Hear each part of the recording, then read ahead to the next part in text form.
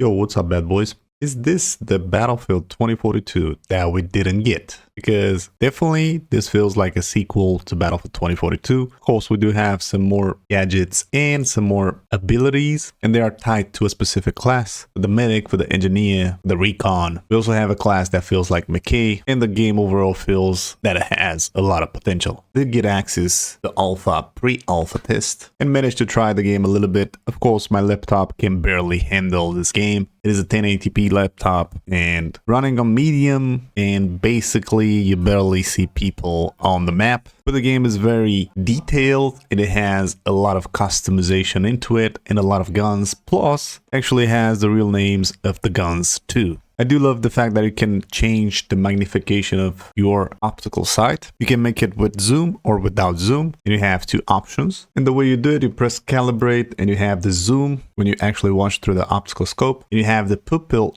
distance. So basically how far is the face or the eye from the optical side. And you can make zero zooming or as much zooming as you like, which I think it's a very interesting option to have. Plus, you have loads of optical size to choose from, and it's impossible not to find one that you actually like. Loads of guns, loads of gadgets, and overall feels like a full experience that might be closer maybe to BF4 in terms of how much you can customize the game. In terms of guns and fight and movement, it has pretty much all the stuff that you need. I cannot test much because I told you my laptop kind of cry when I'm using it. But overall, feels like a very good experience. Time to kill feels weird sometimes. You feel like you instantly die. I'm not sure if it is because of my laptop processing the game very slow, but it feels like when you shoot in the guy, the damage is there. And for a pre-alpha test, the game is definitely a solid build. And I cannot wait to see the final product. And I wish to test it out on the controller because right now we don't have controller available for this alpha test. And playing with mouse and keyboard and pressing all the buttons on the keyboard feels a little bit awkward sometimes after playing only controller in the last 12 years. There was a weird option for the ADS. I didn't find how to set the ADS, and apparently it's part of the aiming hipfire. I don't know why they name it this way. It's a very confusing name. Hipfire aiming. Why not ADS aiming? Maybe the translate from Chinese to English is a little bit out of the place in this way. But I have only good words about this game, and I'm looking forward for the future of this Delta Force refresh. And hopefully it's going to build a nice community around it. And maybe finally DICE will have a competitive Battlefield game. Right now we only have one mode available in this pre-alpha, and it's basically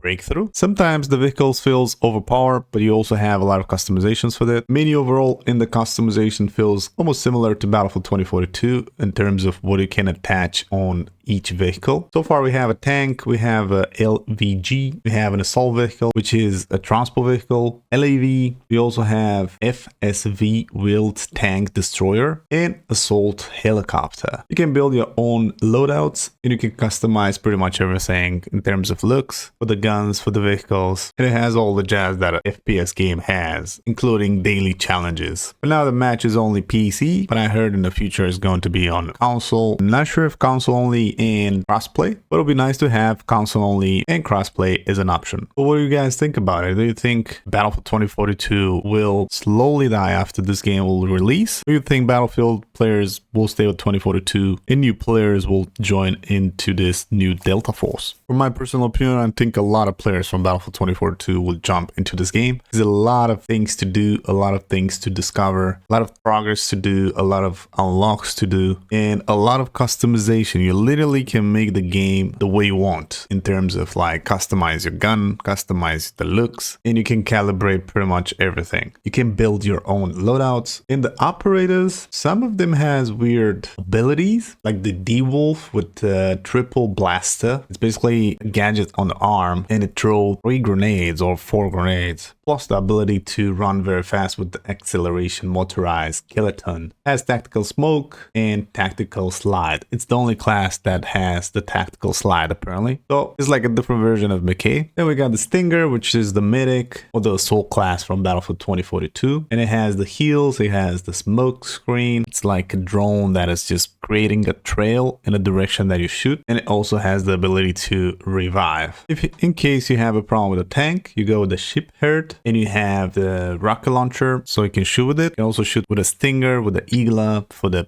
helicopters in case you have a problem with that. And it's also a new system point in the game, and you can choose whatever you need on the map with points, and you can use the points from the entire squad. Each of the member of the squad can use those points as well. On some maps is also stationary cannons, and they are really effective. Once you try it, you might want to try it again. It's the Unit, very powerful, and it has a very nice animation when it blows with that shell. So far, I can say I'm very impressed with Alpha and Delta Force, and I'm really looking forward to play when it's fully released and it's a final product. But let me your thoughts down below. You think this game will be successful? Think it's a Battlefield competitor? But that was it for now. Don't forget to leave a like, subscribe, and I'll see you guys in the next one.